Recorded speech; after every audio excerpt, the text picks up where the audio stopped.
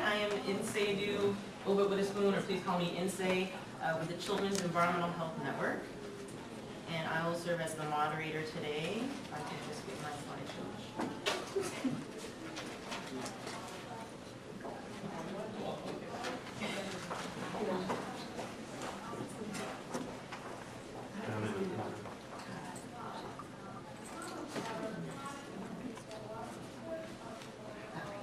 All right, thank you.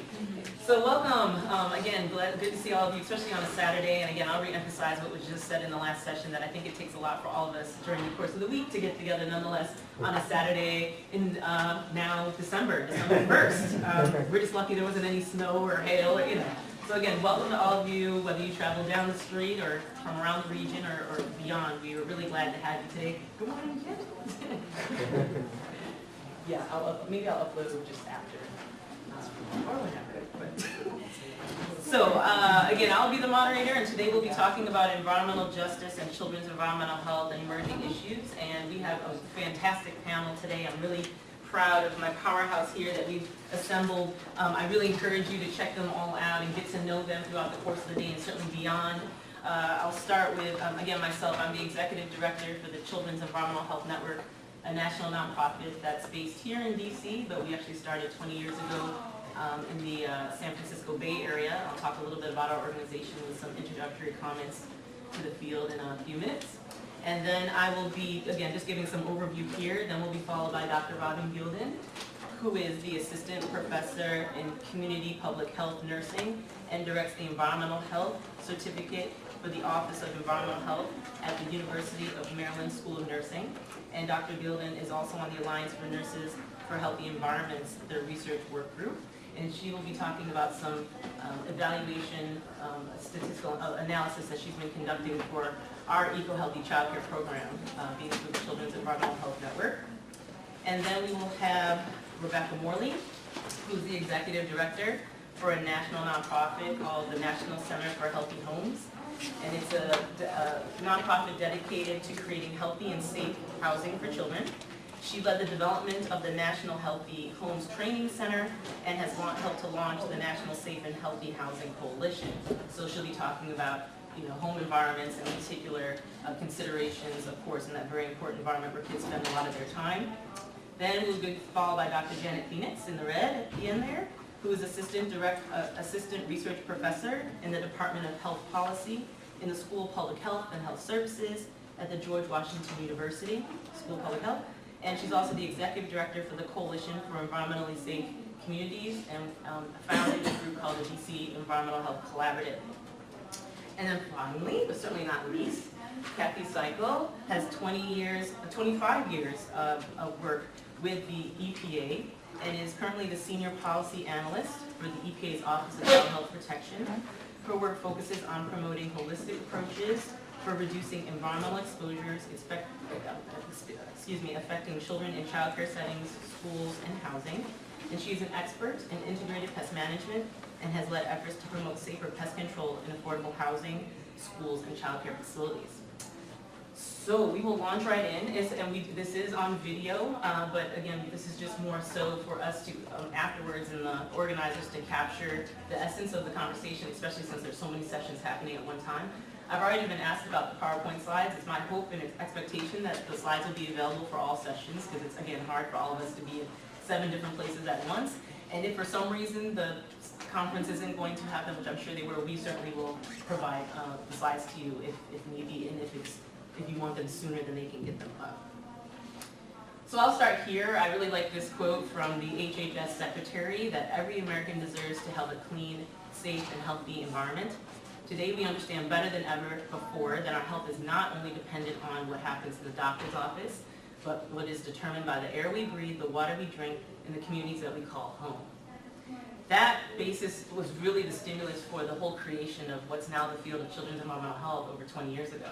Again, in the San Francisco Bay Area, Oakland Bay Area, this was well before I came on. I've been with the network for 12 years, but again, it was well over 20 years ago that folks, especially pediatricians in particular, started to recognize that they were misdiagnosing. They were seeing a lot of young patients with what we now know to be lead exposure, pesticide exposure, especially in agricultural communities, and a lot of increased exacerbation of asthma, certainly related to pollutants outdoor and indoor. So our organization started as the Kids in the Environment Project back in 1998, but now in 92, it then skyrocketed into what's now this national nonprofit. We've had the same mission from day one, to promote safe and healthy environments for all children, regardless of their race, their culture, their social economics, just the communities that they're born into, the families they're born into. These children should all have an equal right to have and have equal nurturing opportunity to strive and succeed. Our goals to achieve that mission have been, again, clear from day one, 3 main angles: to support peer-reviewed science. Without the science and the peer review literature, we don't have much to stand on. To use that research to then mobilize into practice and action and through education and trainings. Again, the average American, from what we can see when we assess, generally speaking, unless they're impacted, unless their families are impacted directly by these issues, they don't really, they just kind of assume that our health and well-being is taken for granted when they go and purchase things from their supermarket and their cleaning supplies, that they just kind of take for granted because they have other fish to fry right now, that their health and well-being and the health of their kids certainly are not at risk. And we use that increased momentum and those increased advocates and champions to then promote child health protective policies. Today we are one of the strongest voices on children's environmental health in the nation's capital. We moved to DC in 2000 for more of a advocacy presence, but also it just made a lot of logistical sense for our partnerships. A lot of them are tend to be kind of in this realm, but we certainly still cover the entire country. We are one that, again, is very proud of the fact that we are very grounded in peer-reviewed science. You will not hear myself or a board member or an advisory member just kind of speaking off the cuff. We really do need to have the science backing in what we're talking about so that we can give some clear direction to the public and our advocates. Children's surroundings, again, include everything: our air, our water, the food that we consume, that they consume, where they live and they play and they pray, and all of the above. And Christy, good to see you, one of our great staff members back there. Today, children, our generations today may be the first ever to see a shorter life expectancy than that of our parents due to poor health. I mean, that alone should be enough to just stop us in our tracks. I mean, we are really in cold blue here. Briefly, children are more vulnerable for a variety of reasons, and I'm happy to talk with more after and direct those that want to learn more about the field itself after this. But children are proportionally more exposed to greater exposure than adults, healthy adult males, just by their behavior. They're putting their hands in their mouth all the time. Where are they? They're down on the ground. Just by their natural desire to explore, that alone, that route of exposure is much different than adults. Again, their body systems are still developing well into like their second year of life. Respiratory, musculoskeletal, neurodevelopment, all of those are prone for unfortunate non-natural routes of function when they're exposed to these very harmful chemicals, much different than the adult that already has these matured systems. And again, the latency effect. Children have many more years ahead of them in retrospect, so there's a longer latency for these chemicals to just build and build upon in their systems. And unfortunately, we're not talking about one chemical, we're talking about multiple chemical exposures and what those do in these little bodies. Now, there's been a paradigm shift, which is exciting. We can acknowledge that a lot has happened in the last 20 years. We're not the only nonprofit advocate group anymore. All these groups and many others, many other community groups, many other individuals are now embracing the fact that children are different. We need to be considering their vulnerabilities, but we obviously still have a long way to go because our kids are still very ill. We're not dealing necessarily with the infectious diseases of the old, but we're now dealing with obesity epidemics. The asthma epidemic we still have no handle on. Lead poisoning, pesticide exposures, we can go on and on.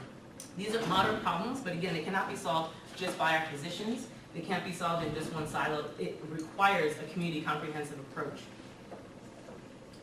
Again, you're going to hear, these are just introductions, you're going to hear more about some of these topics here. Lead poisoning, to many, is still considered one of the largest environmental health hazards to children. Everyone else has their own perspectives, but this really, get on my soapbox about this one, is this is a totally preventable disease. We don't need any more science on lead poisoning to come out to stress the urgency. We know the major route of exposure continues to be the old lead-based paint. The obesity epidemic and the overweight epidemic. 1 in 6 children in this country are obese, and those numbers and those trends are unfortunately rising. And there's a wide variety of reasons: genetics, nutrition, access to food. But certainly environmental components is a huge factor, as our research continues to show us. Asthma still is the #1 leading cause of hospitalizations, #1 reason for school absenteeism in the country. And poverty, just in the last 5 years alone, I have a graph I'm going to show you, we have seen where our childhood poverty has spiked from about 16 or 17% in the U.S. to just over 21%. We cannot, of course, avoid that fact in all of this. So how does Maryland rank? In the 50 states, about 22. So it's kind of in the middle ground there overall. And this is from America's Health Ranking 2011. The healthiest state when you're looking at violent crime rates, high infant mortalities, and high levels of air pollution, and they have their criteria for defining high levels of air pollution. First place is Vermont, last place is Mississippi, not too surprising, but Maryland somewhere in between. When we look at these factors further, Maryland ranks 43rd, so the higher the number, the worse we're doing. 43rd for violent crimes in 100,000 people. 43rd in infant mortality, it's not so great. 40,000 for our level of air pollution. Children's poverty, a little lower, so I mean, that's a little bit better, but again, I'm sure all of us will not be happy until that's at zero. I mean, no child in this country, of all countries, should be living in poverty and hungry and all of that. Our obesity rates in this state versus the nation, not surprising, we're right in track with what the rest of the nation is going through. We've been increasing steadily since the 90s and before. Asthma prevalence, it's interesting, the Maryland current asthma prevalence is actually higher than the US average. You know, and obviously we know there's a lot going on in this area. We have some of the worst commutes in the country and many other things going on to contribute to our air pollution rates. Children in poverty, like I mentioned, this is the graph just showing that from 2001 to 2011, kind of a gradual but steady increase in childhood poverty. Our cancer incidence rates, roughly the same, and this is looking at about 100,000 cases per year incidence rates. So we're looking at, you know, well over 400 new incidences of cancer when you're screening out sexes and all ages and races in Maryland. So how do we fare with the rest of our neighboring states in the region? When you're looking again at violent crimes, childhood poverty, air pollution, infant mortality, it's actually West Virginia that has the worst rating. It's at 41 out of 50 states. Second to Delaware at 30, Pennsylvania, Maryland, and then Virginia, just a close to Maryland there. Childhood cancer is the leading cause of disease related to childhood death in the United States. Leukemia is which is the cancer of the bone marrow and blood, is the most common of our childhood cancers, and it's causing more deaths than any other form of cancer among those under the age of 20, and that's from the CDC just this year. We have a project actually that we're working on trying to look at the environmental exposures and how they contribute to childhood leukemia. Among children ages 19 or older, younger, cancer incidence rates are increasing, and that's specifically at a 0.6% between 2004 and 2008. And unfortunately, as that emerges, I'm sure we will continue to see a steady increase there. So there's still a lot of unknowns here. Our kids are extremely in some very serious conditions. So looking at the past and the present and kind of where we are now, our decision-making paradigms has traditionally not incorporated the vulnerabilities of children. So I talked earlier about how far we've come, but when we look at our decision-making, how our policies are created in this country, we still are very much in the dark ages. Our standards, generally speaking, still are based on the rates of an adult healthy male and what they will sustain and what's considered doable for them to have a quality, healthy life, not our vulnerable populations such as children. Our regulations, generally speaking, still do not consider children's differing behaviors and exposures. We have some bright spots, like the Food Quality Protection Act. This is over a 20-year-old act now. It finally, was the one federal piece of legislation that acknowledges children's vulnerabilities to pesticide exposures. There's a little bit of language in the Clean Drinking Water Act, a little bit of language in the Clean Air Act, but beyond that, I think a lot of us are quite surprised that we're in the year 2012 and still don't have a true federal piece of legislation that really speaks to the need to protect our kids from environmental hazards. And our testing requirements don't consider the full range of vulnerabilities, and a lot of our testing is still considering individual chemicals, not multiple exposures. So in spite of these past accomplishments, again, we know that just from the quick slideshow from before, our children are still extremely vulnerable and in a very concerning place. We have over 80,000 new chemicals, synthetic chemicals, introduced into commerce in the last 50 years. And again, we'll hear more about asthma and lead. Our decision makers must assure that our policies and processes to prevent exposures to children's environmental health and development are considered. Housing, for example, and where kids spend a lot of their time, has a lot to do with this. Child care centers, where kids are spending a lot of their time, we have to really look much closer at these environments. and considering the education of traditional and non-traditional partners. Exposures and environments during childhood affect across the lifespan. Children's environments are shaped by decisions across sectors. I just want to leave with this one case example. The Children's Environmental Health Network has a lot of programs I'd love to talk to you more about, but in particular, our Eco-Healthy Childcare program is one we're extremely proud of. It's one that's definitely helping to reduce our health disparities, specifically looking at the 6-week to kindergarten age frame of a child.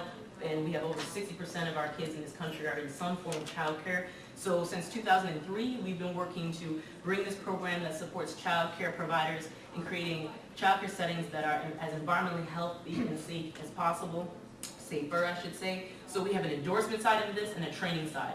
The endorsement side is a 2-year endorsement. It's a rigorous checklist. Anyone can download from our website or ask us to mail to them anywhere in the country. We've just had a trainer in Alaska, for example. I mean, and even we have increase from outside of the U.S. now.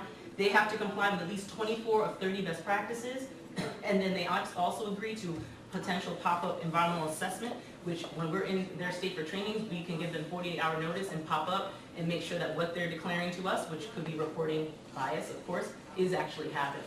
And you also have to have a signature of a parent and a non-employee of that facility for a little bit of additional oversight and ownership there. We have our Eco-Healthy Train, the trainer, so we have folks going out in the east part of the country, the western part of the country, and they meet in the middle, and they're training healthcare, childcare trainers, and then they subsequently go out and provide our training to the individual providers. And I'm happy to discuss more on that program, and that website will give you more information, but I do want to let you know that that is one program we're extremely proud of, and certainly has a long way of growth, but is making some serious impacts in our communities across the country. This is how you can connect with us. You can start just at our website, because it's probably hard to write all that down, just cehn.org.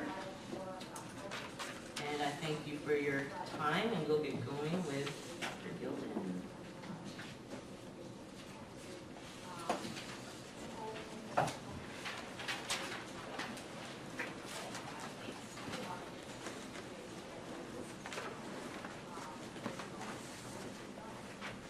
I'm done. Thank you, Nsei. What a great segue into my talk.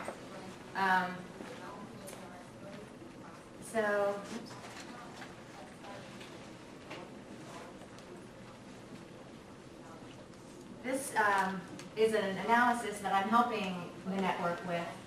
And like Nsei said, their kids are so vulnerable because they're in such a rapid state of growth and development, especially their neurologic. And according to the National Association of Child Care Resources and Referral Agencies, nearly 11 million children under the age of 5 are in some form of daycare. And sometimes extended hours are needed in child care to accommodate parents' work schedule, which can lead to extended hours or extended increased exposures to things like pesticides, bisphenol A, lead, flame retardants, polychlorinated bisphenol A, bisphenols, or PCBs for short, asthmagens, radon, mold, volatile organic compounds, VOCs for short, and they can have numerous health effects like neurodevelopmental, reproductive impacts, and childhood cancers. I don't need to go over that slide or that slide.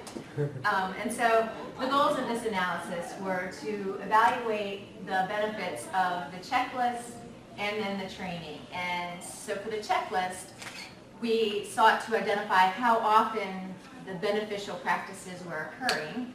And then for the training, to evaluate the knowledge of the participants before and after the 4-hour Eco-Healthy Childcare trainings.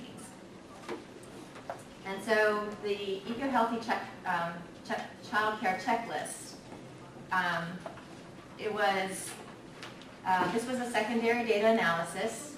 The Eco-Healthy Childcare Checklist is a 30-item self-report checklist focusing on the stewardship practices related to pesticides, air quality, household chemicals, lead, mercury, furniture and carpets, art supplies, plastic toys, treated playground equipment, radon recycling, garbage and storage, education and awareness. There were 396 facilities in the database that we were given, focusing on 3 countries, mostly in the United States, but there were some in Canada and a couple in Australia. The size of the centers were anywhere from 3 children to 391 children. And then for the train the trainer, it consists of a 4-hour training class on environmental hazards in child care facilities.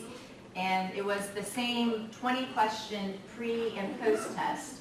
There were 93 participants from 5 states. And we kind of did a leveling of an assessment of the policies where we saw how many, we decided on 3 policies that were either there in the child care regulations or a state policy. And if they had all 3, then they got a most regulated, and if they weren't there at all, then they got a least regulated.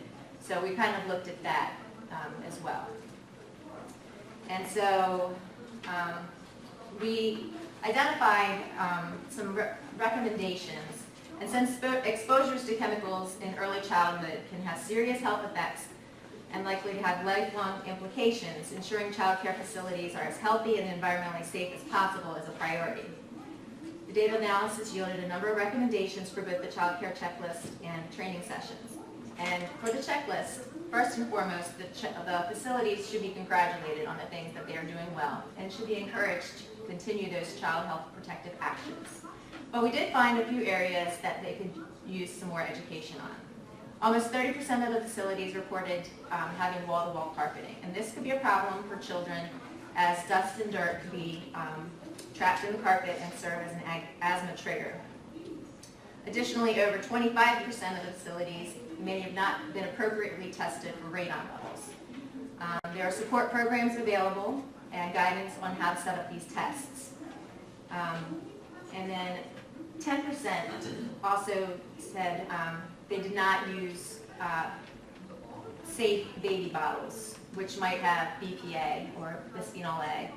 And with a little bit of education, they would know why it's important to not use those type of baby bottles. Also, almost 10% said they did not have a recycling program. And in most cases, this would be very easy to remedy with enough education, although in some cases, situations beyond the provider's control did impact the ability of the facility to set up a recycling program. But still, the facilities and the directors could encourage families to use recyclable, encourage families to send recyclable lunch items instead of plastic bags and drink boxes. And then also to reduce the use of air fresheners and aerosols instead of, they were using, with enough education, why that's a problem. And also to assist the facilities and overall the child care directors and facilities managers, providers are encouraged to carefully review and assess the products that are brought into their facilities as a step toward reducing exposures. And all educations aimed at changing behaviors should be accompanied by suggestions that include safer alternatives. And so for the train the trainer, the analysis showed that the 4-hour training program on environmental hazards in child care settings can significantly improve knowledge for stakeholders in the child care industry. Ideally, the stakeholders would then pass this knowledge on to direct child care workers. And it is needed by all, regardless of the policy levels in the 5 states. And the policy subscale was the most complicated and the most difficult to tease out. It wasn't straightforward. So it didn't matter what level of state you were in, you needed the education as well. So some of the things that were not, the people did not do as well on were chemical regulation, lead, copper chromated arsenic, which is the treated playground equipment. And so that's my contact information. And any questions? I think we're holding questions till the end. Please, yes, I didn't mention that. And then there's all my references. And there we go. I'm done. I know this. think I'm gonna go sit in the front row so that my head's not in the way. Okay, thank you. Sorry, thank you so much, Robin. I know it's hard when there's so many presenters, but if you could just jot down your questions, I just want to make sure we get through everyone first, and then we should have some good dialogue time. And now Rebecca, Morley. I need to overcome this. Hi, everyone. Hi. Okay, I will try and move quickly. I'm a New Yorker, so I talk fast. You need us. Tone it down, tell me. I get excited. Okay, so I just wanted to cover, I think, 3 things in this presentation. A little bit more about the impact of place on health. What do we know about specifically housing quality on health inequality? What can be done to reduce disparities? So I'll give you a specific case example from the Washington, D.C. area to help kind of ground all this theory and practice. We heard from Dr. Benjamin this morning and also Dr. Hussain about social determinants of health and that they are responsible for most health inequities, opposed to what people might think, like personal behavior or individual characteristics of people. I always like to look at faces when I put this up because it causes people to glaze over, but it's actually an important piece of the framework for all of this. Because, like I said, most people focus on the health behaviors when they think about health endpoints. How do people eat? What do they drink? Do they exercise? But really, people's health is much more complicated than that. If you look back to these macro level characteristics, things like zoning, how do people end up living where they live? It's not just by accident. People live where they live because of zoning laws, because of redlining, because of past racial injustices. So that sits behind a lot of our health inequities. And then where my organization focuses is right here in the circled area of buildings, and you're hearing today about also schools, where children especially spend a lot of time. So that just gives you a little bit of context for why we're focused upstream in that area. I know Scott's here from the Casey Foundation, and he's probably aware of the study that the health department did in Baltimore, where they found a 20-year life expectancy difference in just 2 neighborhoods 5 miles apart in Baltimore. And what actually struck me about this was what the Baltimore Sun said about it. Excuse me for just a second. They describe, oh, did I lose my list here? I'm so sorry.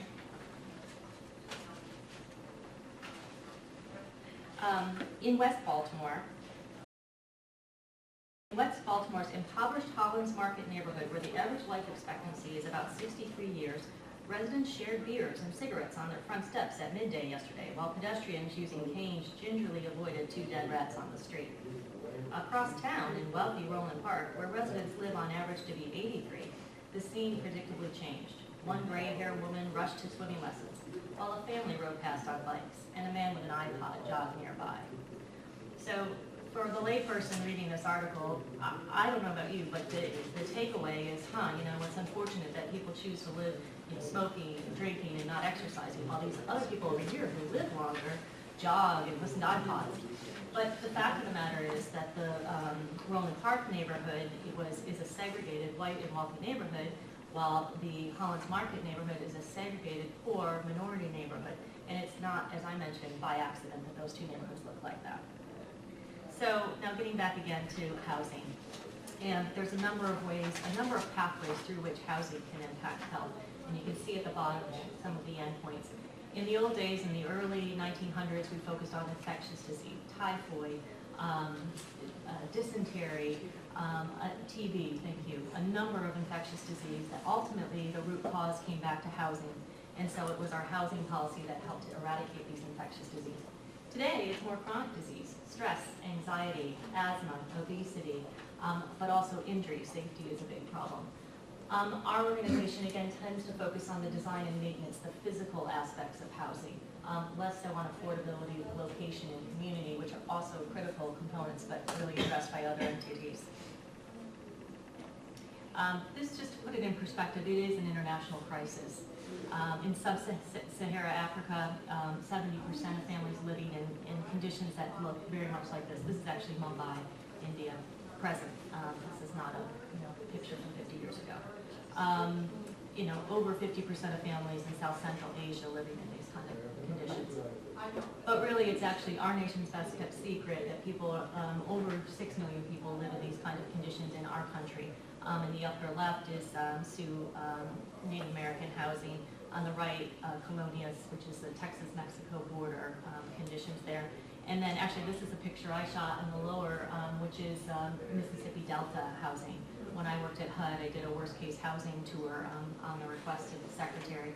And this was one of the things I saw. People with missing doors, missing windows, still outdoor plumbing. So we're really not talking about places that need a fresh coat of paint. We're talking about severe substandard housing conditions. One of the things we've done to shed light on this is to issue the State of Healthy Housing. And this draws on American Housing Survey data, which is collected every 6 years for jurisdictions, and then every 3 years for a national kind of survey. I pulled just some of the mid-Atlantic areas so you can see the ranking that we've done. And people love rankings, whether it's the best toothpaste or the best college. You can see who comes in last or who comes in first. It's interesting. So we really did this for media impact. And we got a lot of pickup on it. So you can just see, Baltimore and Philly in the 29th area out of 45, 32nd, I picked Norfolk, Virginia, still in the Mid-Atlantic. DC actually comes out pretty well. It's actually not surprising. There are absolutely pockets of DC that have very substandard housing, and I'll tell you about one of them. But overall, I think because of the level of federal, agency involvement there, the resources that flow in, the housing's in a little bit better condition. And there's a little bit less residential in DC relative to some of the other big cities. But this is what's disturbing us, these persistent disparities. So this is the 12-year period from 1989 to 2001. And you can see the lower line, the light blue there is white. Above it is all, for all families. And then as you get to the yellow line, it's for Hispanic families. The next line is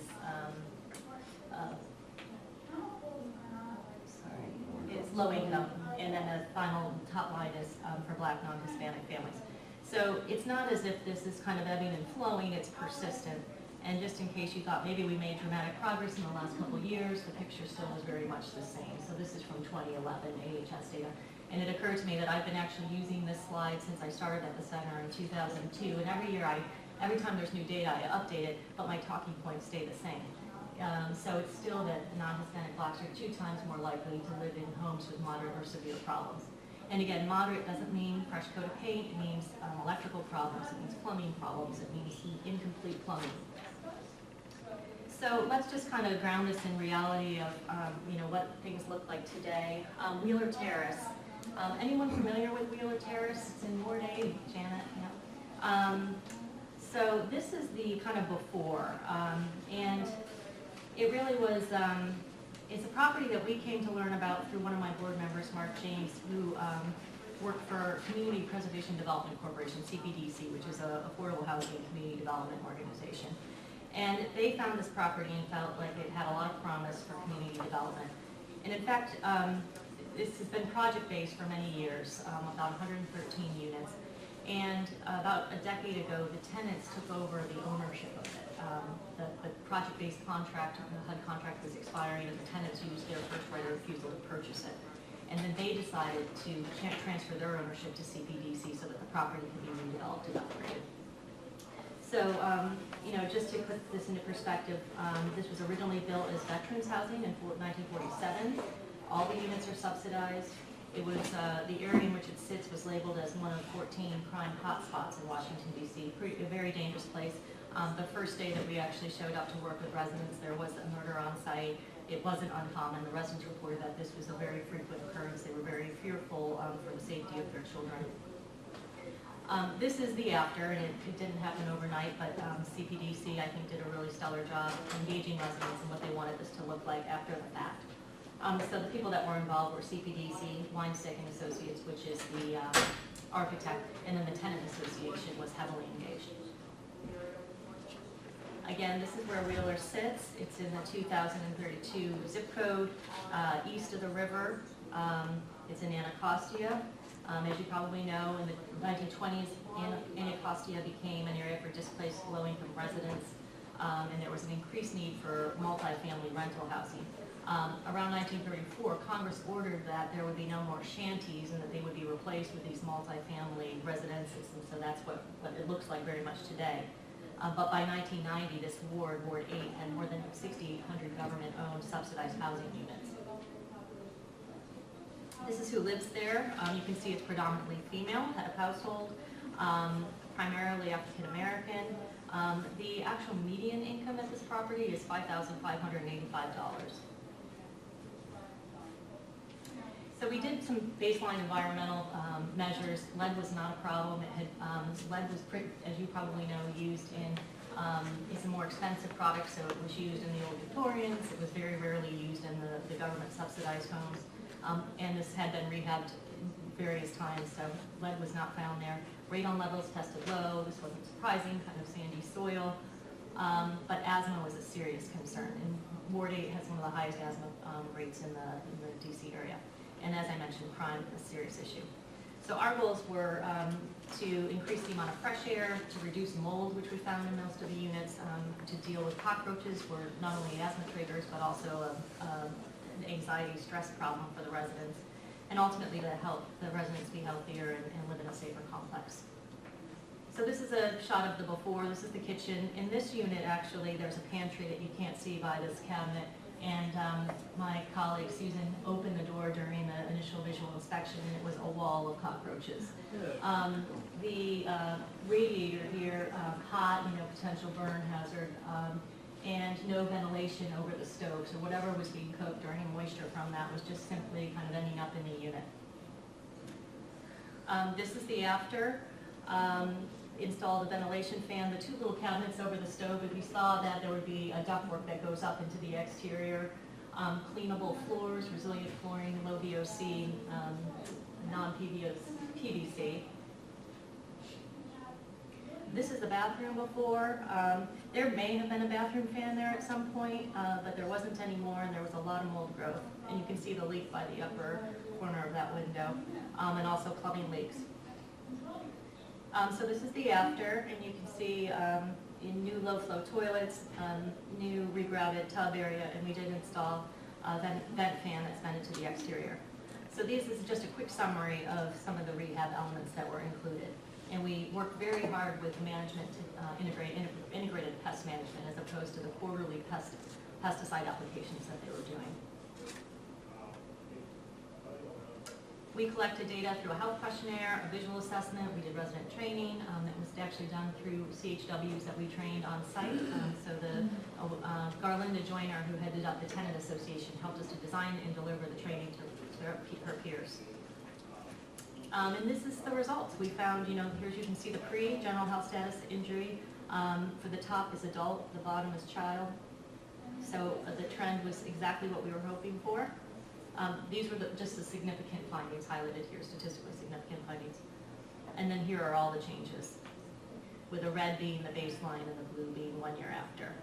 I think it's interesting, people found their homes easier to clean, which doesn't surprise me. If you have pitted, very disrepaired floors, it's going to be harder to clean those. The cockroach improvement was hugely significant, and it was meaningful to the families too, because that was something that was a real nuisance to them. We saw some improvements in smoking inside the home. That's a spillover benefit. We didn't heavily focus on that. The homes were more comfortable, which is good. It keeps people from heating with their stove or using other methods that can be dangerous. And then the dampness and the mold and the musty odor, we really helped to address that. So in conclusion, we know it's obvious and the evidence supports that housing is an important health determinant. The purpose of this project was to show that you actually could do healthy and green in an affordable way, and that it would ultimately make a difference for the residents. And I think the key takeaway is that in the engagement of the residents from the beginning, they're being in control of the development as well as even our project, our small project within that, really strengthened the results, and I think will lead this to be a more sustainable project. So thanks very much for your attention. And that's it. And that's our Thank you, Rebecca. Thank you. And that's cool, isn't it?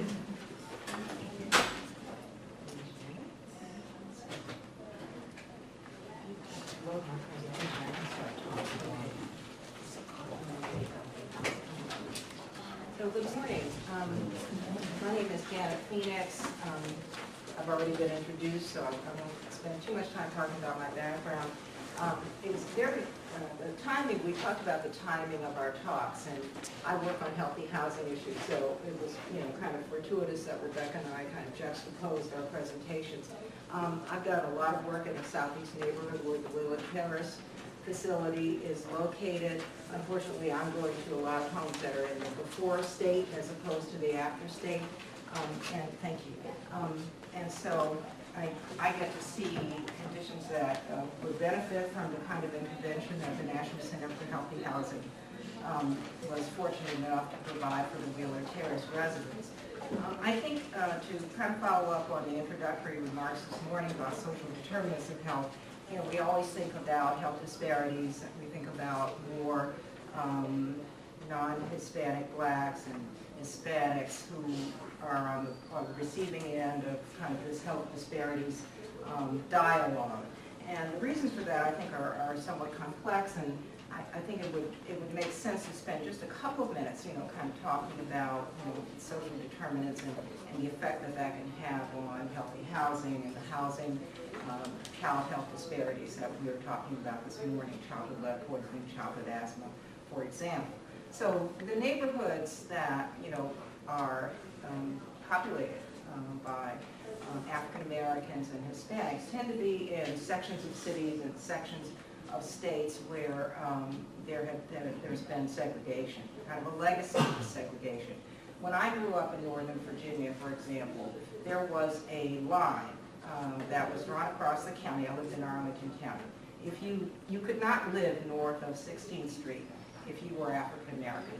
You simply could not purchase property, and you were not allowed to live in those neighborhoods because of the housing segregation legacy. And that kind of pattern spread across the country, for most of the country. And so you have lots and lots of communities where you have a legacy of housing discrimination, so that there are certain sections of cities and communities where African Americans, and later, after we had an immigration wave in this country where Hispanics have typically tended to live, and in some instances Asian populations as well.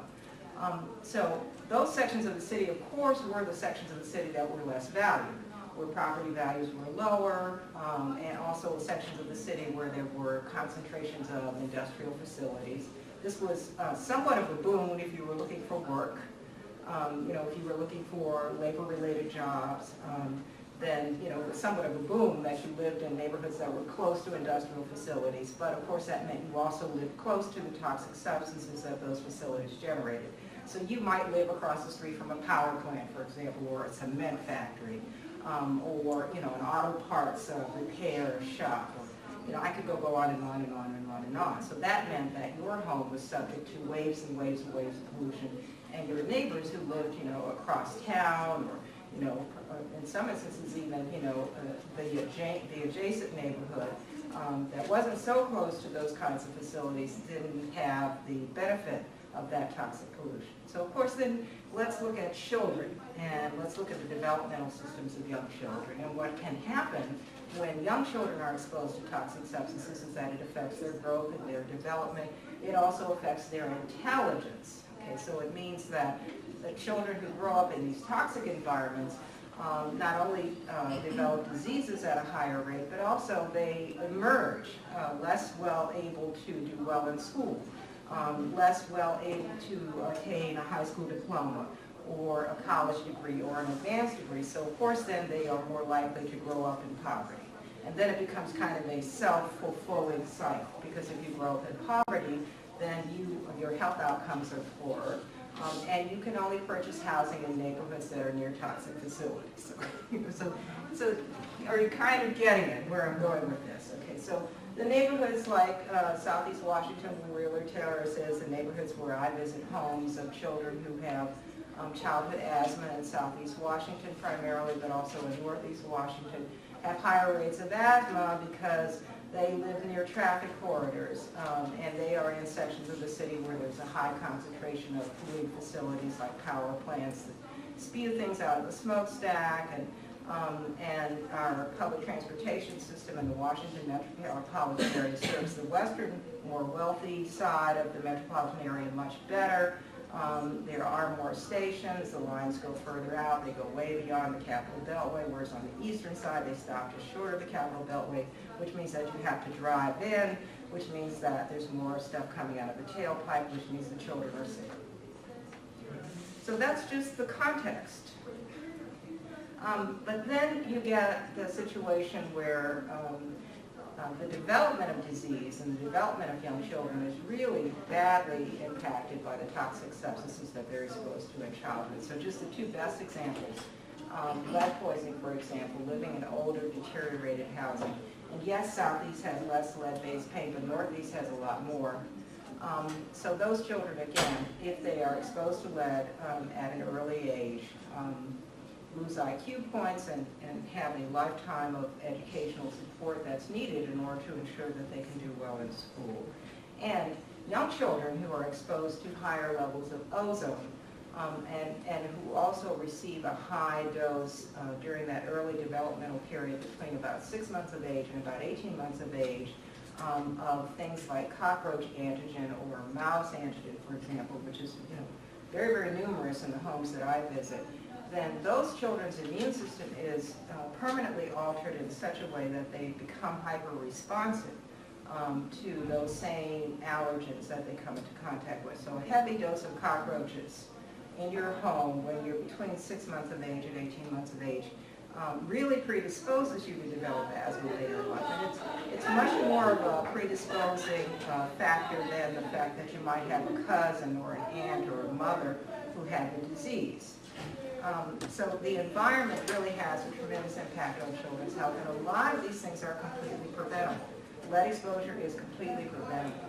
We could clean up the air in such a way that we are not exposed to pollutants such as ozone and, at the same rate that we are today. We could address home environments so that children don't grow up with cockroaches and mice in their homes, and so they're not exposed to that at a very early age. So a lot of this we could prevent. We're not preventing it. It's putting a big burden on our healthcare system because we're not preventing it. And these fiscal discussions that are going on at this point, I think the notion of prevention of disease needs to really be a big part of the discussions we're having about putting our country back on a more sound fiscal course and addressing the healthcare system in such a way that it focuses on prevention as well as providing resources to the 15 to 25 million people who are going to be insured as a result of Medicaid expansion and the Affordable Care Act. So that was a very long introduction. Let me try to get through some of these slides. I'm not going to really be able to get through all of them. So I talked about asthma, and asthma in the context of children's environmental health. Maryland has high rates. You're going to see higher rates in areas like Baltimore and also areas like Prince George's County, where we know we have an issue in terms of health disparities. Washington, D.C., I think the rate is 14% of the children who have childhood asthma, which is a pretty high number. It reaches more than 20% actually in subsections of the city, more than 1 out of 5 children. And the hospital where the Children's National Medical Center pediatric emergency room is housed is United Medical Center. It's on Southern Avenue. It's right on the border of Prince George's County and Washington, D.C. So they're seeing kind of equal numbers of patients from the Maryland side as well as the D.C. side. And they're just having trouble keeping up with the asthmatic children. It's been enormous, the number of children who've been coming through with asthma since that pediatric ER opened up. And that's where I recruit my patients. Talked a lot about this.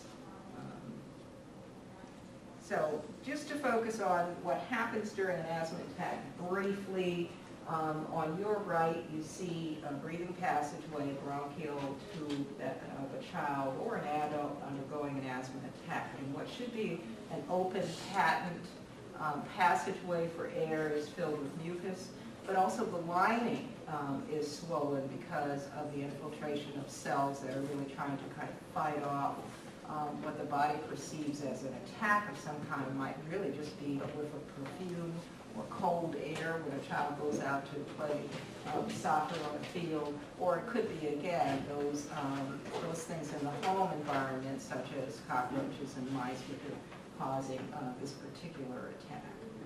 So you can see the difference between the passageway on the left, which is the normal bronchiole, and the one on the right, which is what happens during an asthma attack. And now you can kind of understand what can happen to someone when they're trying to breathe when their passageways look like that.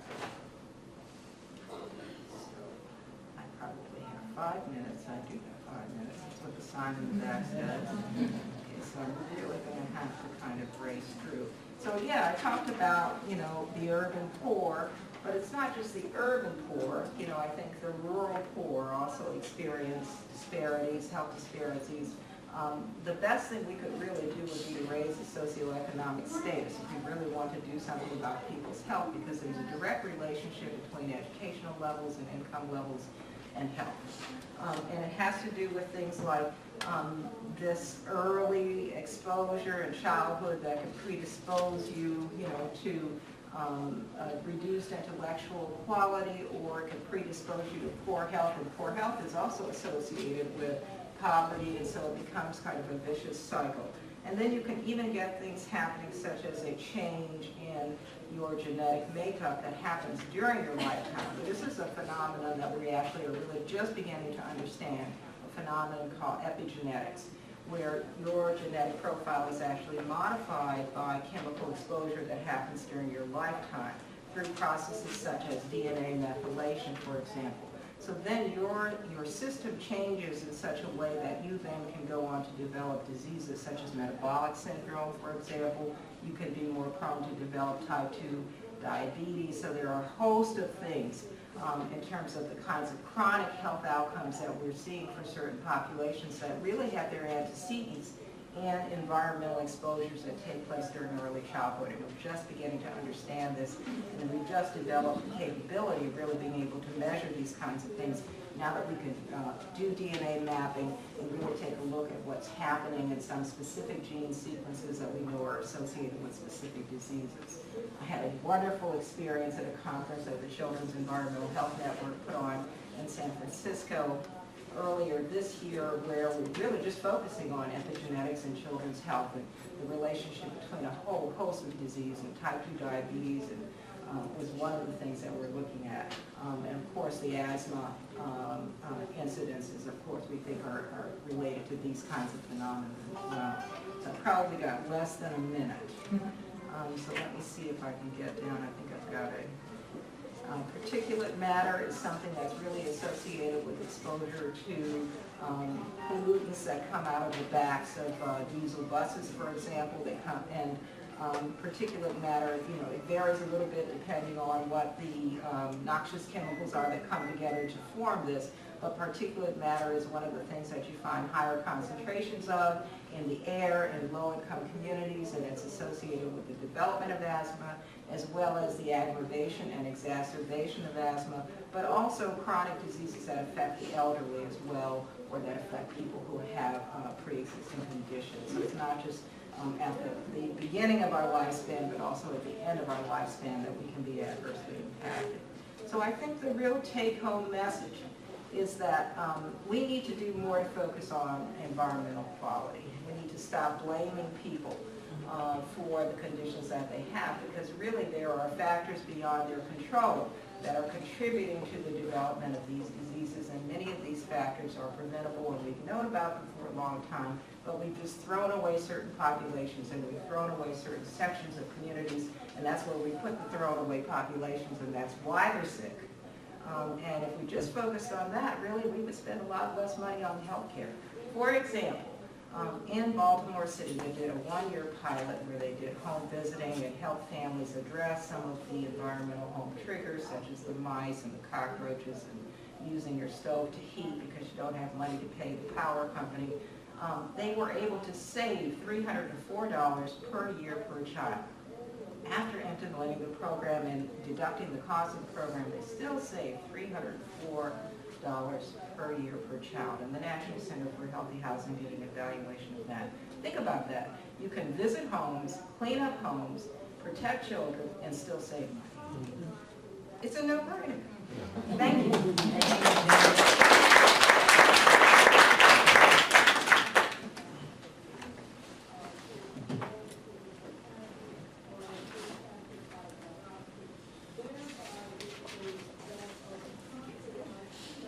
So I'm Catherine Seigel. I'm with the Office of Children's Health Protection at EPA. It's a small office in an agency of about 17,000 people.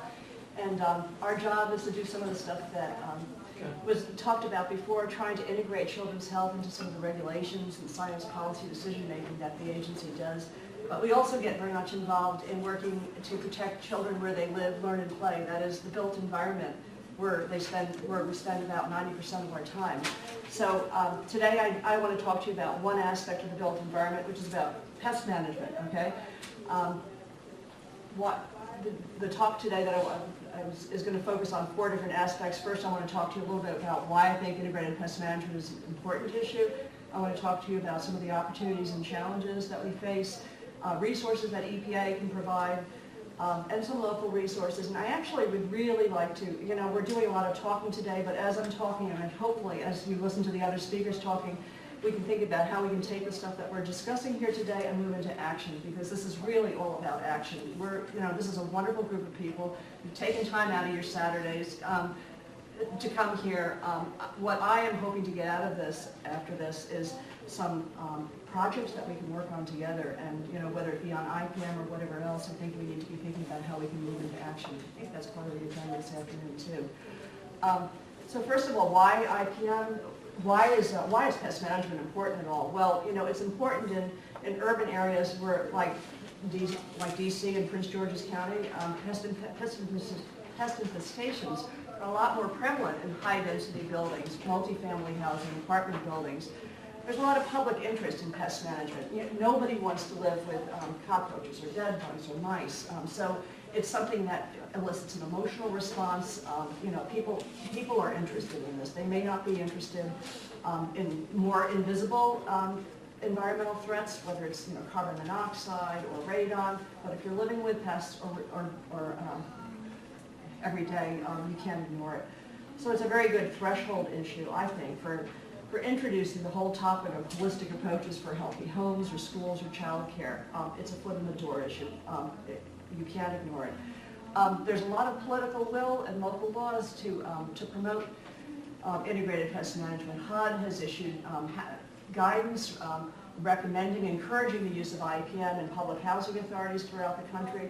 There's local laws. DC just passed a law about 6 months ago requiring integrated pest management approaches in all municipal buildings, which means public housing, child care, schools, libraries. It hasn't yet been implemented, but that's a local law that I think kind of gives us an opening where we can push for more IPM in DC. Maryland has had a strong IPM in schools law in place for the last 10 years. So there's political will. There's public health concerns definitely about pests and pesticides, and Janet was talking to you about asthma and cockroaches and pesticides. There's various issues associated with pesticides that I'll discuss with you in a moment. More recently, I think this is really, really cool. Just this week, the Academy of Pediatrics issued a policy statement on pesticides in children, which is like, hallelujah. I'm really glad to see that, saying that this is something that really we need to be paying more attention to, and that has to do with, taking a more precautionary approach towards just avoiding the use of pesticides around children to the extent possible, and using integrated pest management techniques. They've also just released an article that's going to be published in the journal called Pediatrics, which is their monthly journal. A nice article on pesticides in children in their December issue.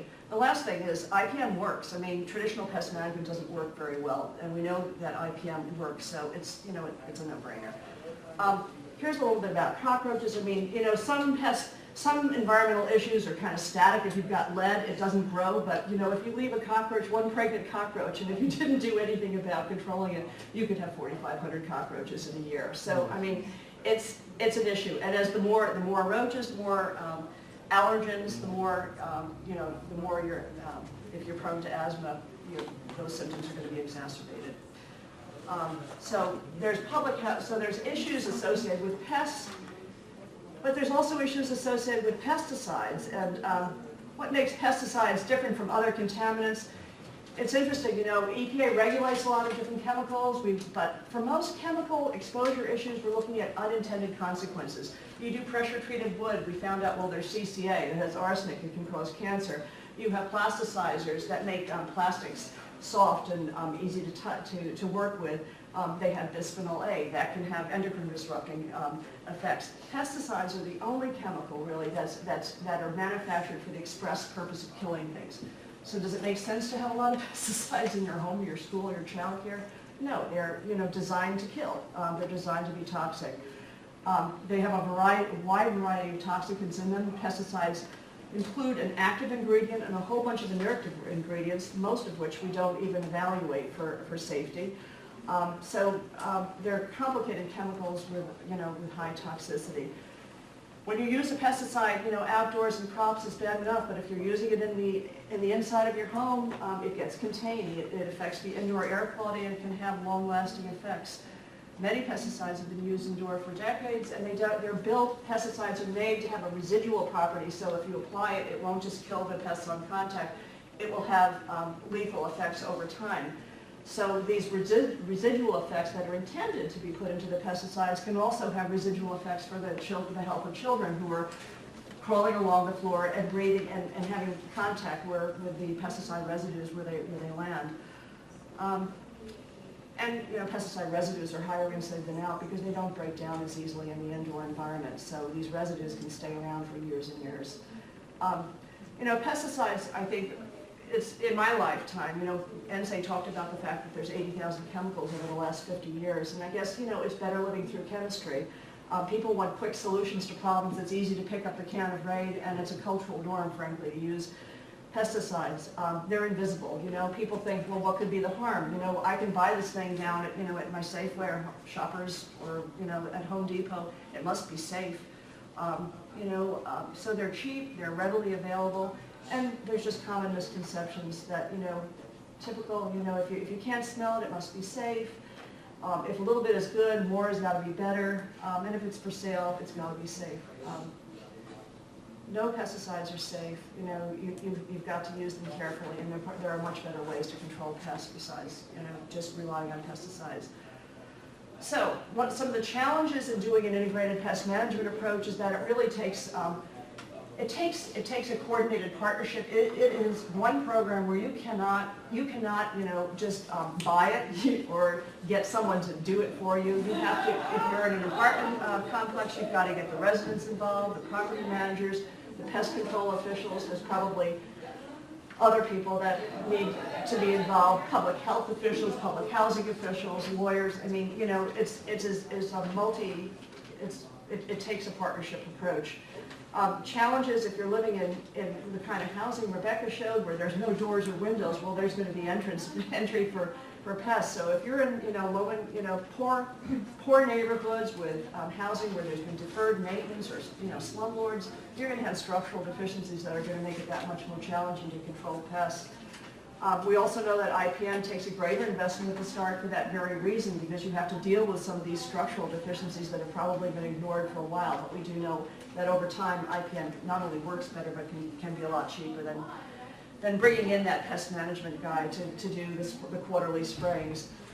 The last challenge is that it's a sustained effort, just like I showed you that before with that one roach going to 4,500 over a year. If you don't maintain your IPM program, you'll be back to square one and you'll have pest challenges again. So it's not a one-stop shop deal. You can't just kind of like with lead, do the intervention, get the lead out, and it's gone.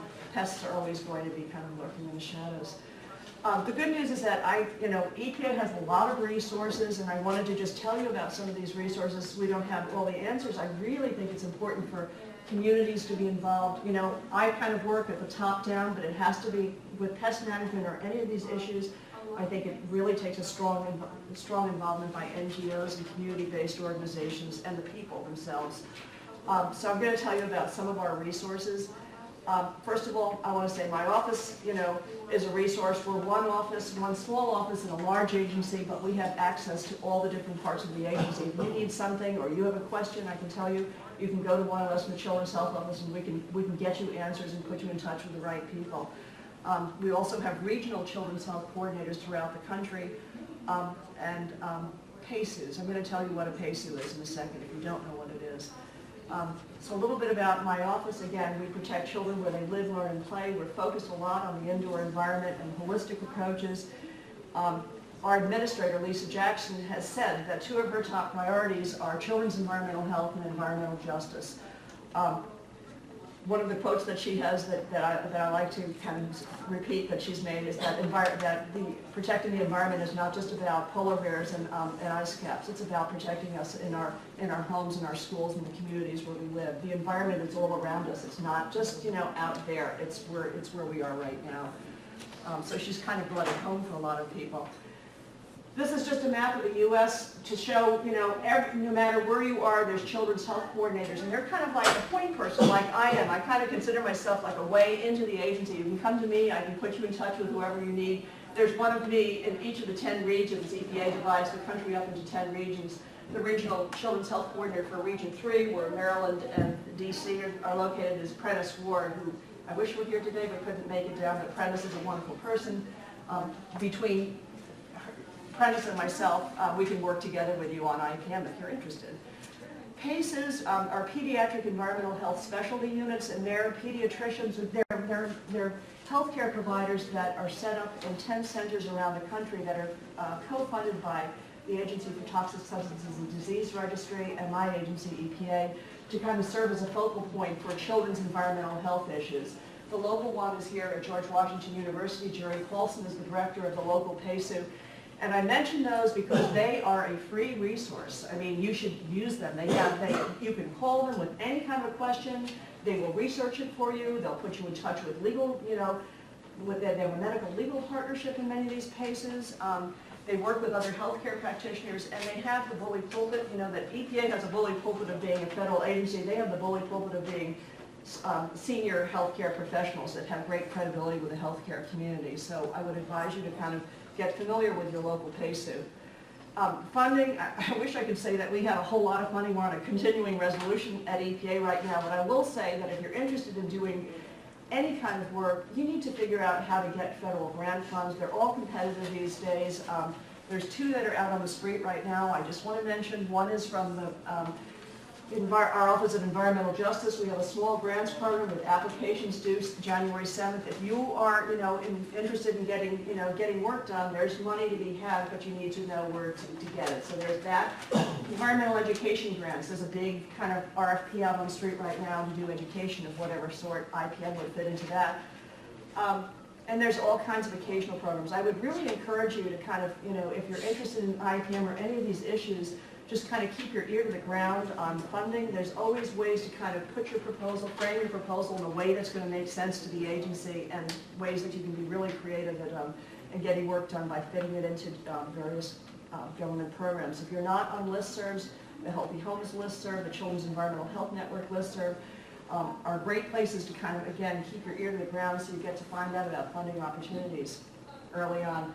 A little bit I want to tell you about training. If you're interested again in IPM, we provide training. It's free. We pay for it, and we can give you in-person training. There's online training. We can give you specialized training. Bed bugs are a big issue. We have just a training on bed bugs if you want to know what to do about bed bugs.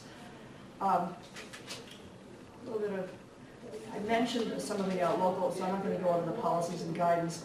Here I'm giving a plug for Rebecca's group, which is the National Center for Healthy Homes. We work through the National Center to provide training around the country. My office funds about 26 trainings a year around the country, including integrated pest management.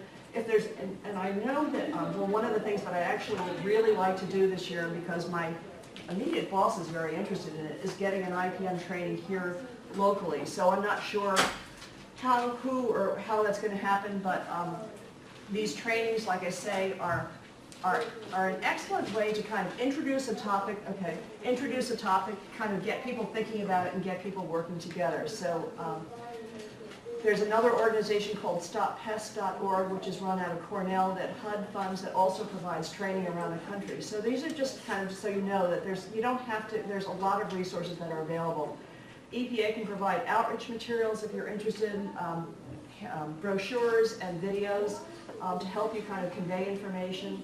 And I just wanted to leave it at that. You know, I would love to hear your ideas for promoting integrated pest management, whether it be in schools, childcare. We work with NSA's group on the Eco Healthy Childcare Program. We're very interested in working with you, and I really hope that out of today we can figure out some new partnerships and ways to kind of put what we're talking about today into action. And that last thing is my contact information. So thank you. So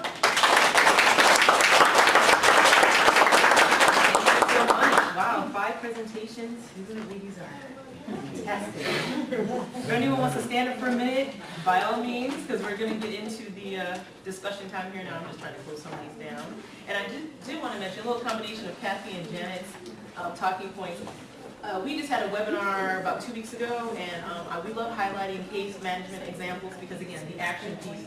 What are those programs, what are those pieces of programs, implementation strategies that are working, highlighting those, and of course not everything works, but scanning out those that work. And on IPM, there is a county in Colorado that I'm forgetting the name of right now that has 19 schools that I love to always bring up. And this is just one example where they used to spend $38,000 on average a year to apply pesticides across the county in these 19 schools. Just by implementing IPM, Integrated Pest Management, they were able to hire a part-time coordinator for this and also, again, integrate and use less pesticides and are spending something like $24,000-$25,000 now as a result. So again, the health benefits are fantastic, but the cost benefits, you know, it's a kind of a no-brainer. You know, so there are a lot of great stories here, and I think part of the challenge that we continuously have is we need more of those kinds of connecting the dots, you know, and it's unfortunate, you know, but that's unfortunate when we're up against the pesticide industry and many others that want to stay in business and don't understand the health side or quite frankly just don't even want to hear it, health, housing, you know. So we recognize there are many, many challenges that we couldn't even begin to present on, but on that note, I'm sure you have burning questions, discussion pieces, and we will go ahead and get started. Yes, just very quickly. My name is Gina Bowler. I'm with EPA's Indoor Environments Division, and my colleagues there who work on asthma, they asked me to make available to you some information. There's the Asthma Community Network, so those are professionals, community members, anyone who's interested in getting involved in delivering quality asthma care in their community. So I'll, if you don't mind, can I put these flyers on the table? Good to see you. And then, good to see you. And then there's also the, here's a flyer or a fact sheet on the Coordinated Federal Action Plan to reduce racial and ethnic asthma disparities. Okay, so I just wanted to make that available. Thank you. Thank you. Anyone else? Yes. Good morning, I'm Vaughn Perry from Groundwork Anacostia. We heard a lot about asthma as well as some other chronic health diseases. I was wondering if any of you are familiar with any studies done as it relates to autism and environmental health effects. I know there's been a lot of talk about vaccinations, which is, you know, stood up for debate, but I just wonder if any of you have any knowledge of any studies that have been done related to the increase in autism. I can start, and if anyone else wants to jump in, I sent out a lot of advisory groups and committees, and one of them was the National Institute for Environmental Health Sciences, and that's the entity, one of the NIH centers that conducts the majority of our pediatric environmental health research in particular in this country, and a lot of cooperations across international countries. They have a huge grant portfolio going on right now on autism, and the bottom line is, you know, even I can't really, I mean, we get questions all the time on the Hill. We did a Hill briefing in June, and that was one of the first questions after our panel presentation. I wish I could say more. What I can say is we certainly know through the emerging research, even in the last few years, environmental considerations are a piece of this. I equate it sometimes to the asthma epidemic. It's a multifactorial situation, unfortunately. It really depends on, as it looks, the individual child, the individual situation, genetics is I mean, there's so many factors here. But please know that that institute is very determined to try to continue to, you need the funding to support the research, but it doesn't help, I know, the families that are dealing with this right now and just want some common practice. I don't know if there's any other insight. I'd only add, and maybe Janet will have more information on this, that there is a lead autism, lead exposure autism that's been published in the peer-reviewed literature. And I don't know if there'll be an opportunity after the conference to kind of send references that we post on the website, but I'd be happy to track that one down. Yeah, there's also a new paper out from the Southern California Children's Health Study showing an association with fine particle air pollution. However, that doesn't really explain the epidemic because fine particle air pollution has been going down in the United States at the same time as it's been going up, which just emphasizes that this has got to be some kind of cumulative, multifactorial problem, similar to the asthma problem. Thank you. Was there not a hearing this week on autism? I thought, Just this week. yeah, and I'm not, and I think the hearing was to start focusing more attention and maybe research dollars on. I don't know what came out of that hearing, but I thought. There's only a few things that really stuck so far in the literature as being major factors. One is older fathers seem to be at increased risk of fathering children with autism. So, now it's equal time for us and having to wait and delaying childbirth. But that is, Yeah. I know I was a geriatric mom. Oh, But- geez. You cannot count. Okay.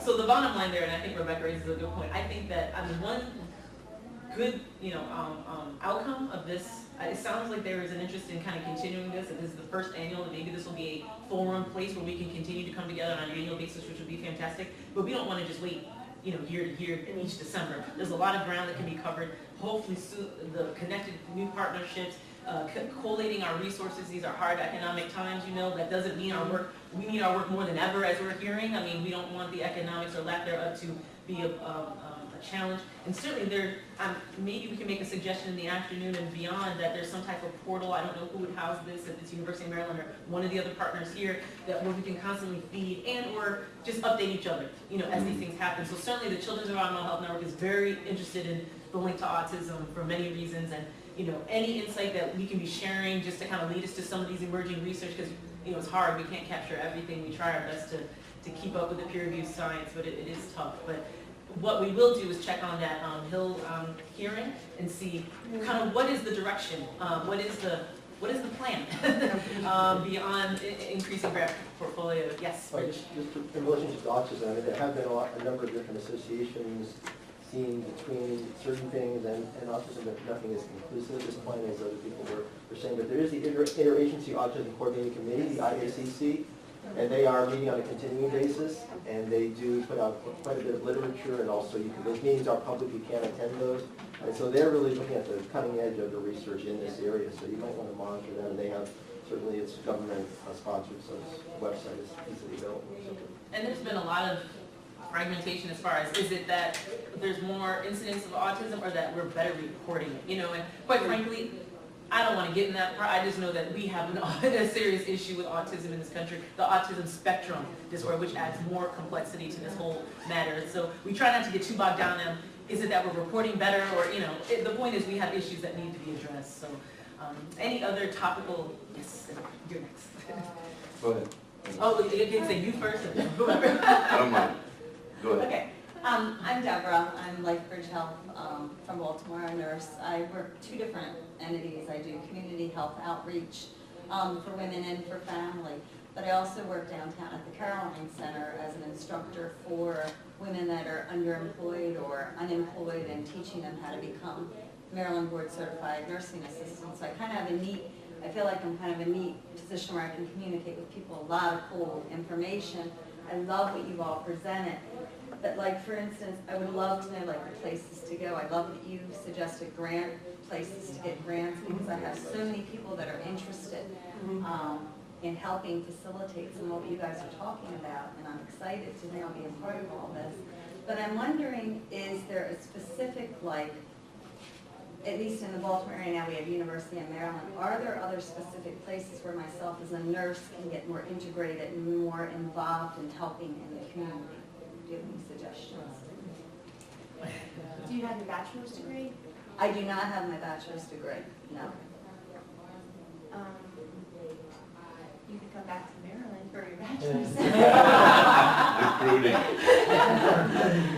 That's always an interesting sticker, right? 28 years as a nurse, usually a lot of places are very happy with that as a side. I feel like I have earned a bachelor's degree after 28 years of doing a lot of different nursing. So I'm a diploma nurse. Okay, there's an organization called the Alliance of Nurses for Healthy Environments. You can, it's just envirn.org. Okay. And if you, I can give you my card, That would be awesome. and then you can just Thank email you. me and I'll get you. Yeah, I just feel like I'm very deep rooted in the Baltimore, community. I have so many different needs, churches, community organizations, and I'm so excited to share this information, but I just need people to help me get it out there. So, thank you. I had two ideas. One, we Yes. do have a Mid-Atlantic Healthy Homes Training Center, so today you said that you want to learn even more about Yeah. healthy housing. Kathy's one of the funders of that, so I'll Awesome. give you my card. Okay, And there's a special emphasis, actually, there's an online training for nurses too. Awesome. But the other thought I had is just, HRSA, now, Health Resources Services Administration has $500 million for home visiting, nurse home visiting programs, so the evidence-based programs. And we've been really pushing. Can you repeat that, please? The Health That was a big Resources number. Services, yeah, $500 million, it was allocated under the Affordable Care Act for home visiting program Oh. for high-risk families. Yeah, I hear that. So the question is, how do we get those programs that are already in communities to start adopting some of these social determinants of health practices as part of what they do? They're pretty focused on, we're trying to deal with, a range of other risk factors. So in some ways, they're not excited about expanding their scope, but, a couple things like a visual assessment of the home environment would be really terrific. So it might be useful to try and figure out who are the evidence-based models. It's usually nurse-family partnership, healthy families, early Head Start. There's 8 of them in Baltimore, and whether you might, have coffee with whoever's running those. Yes, that would be awesome. Thank you so Yes, and, much. The Children's Environmental Health Network is now partnering with the National Center for Healthy Homes, and obviously their worker training program, and it was a very robust assessment where they tried to figure out, we're trying to get into the childcare arena, we see that this is a huge need, and they decided that our program was the program that they want to help integrate into their established. So again, that's a way that we're working into an already established worker. The structure is there, it's successful, and I think I think we all would agree we want to take it further to these evidence-based practices. There's more coordination opportunities, and I did want to mention the Children's Environmental Health Network. We started out training healthcare providers again from the very beginning. We have a pediatric training manual that's being updated right now. It's going to be in a PowerPoint module, user-friendly format by spring, summer. So once that's out, I'll definitely be highly mentioning that. And we have listservs and a science listserv and all that. I would encourage you, and we'll blast that on there as well. And we encourage people to take it. It's a faculty guide as well to use it in trainings and to do what you can with it in your local communities. Terrific. Thank you so much. Thank you. Well, and my name is Ali Gochili. I'm with Prince George's County Health Department. I'm running a program called Lead in Healthy Homes, and I'm a lead and healthy home specialist. Talk to you over the phone with that talk and say I work with. I just want to tell you that you guys touched a lot of things that by itself is going to be a symposium, not one day, but 2 days. And in 5 minutes, I covered this and I tried to write some questions. I ended up with 10 questions, and then I said, hey, I can't have 10 questions from all of them. Let's combine it and get one of my experiences with you that what we are dealing, what is happening on the ground. Education, you said that you started with science, education, and policies, am I right? Okay, science is there. Doctor touched it, she touched it, you touched it. You basically touched it on the numbers. And you all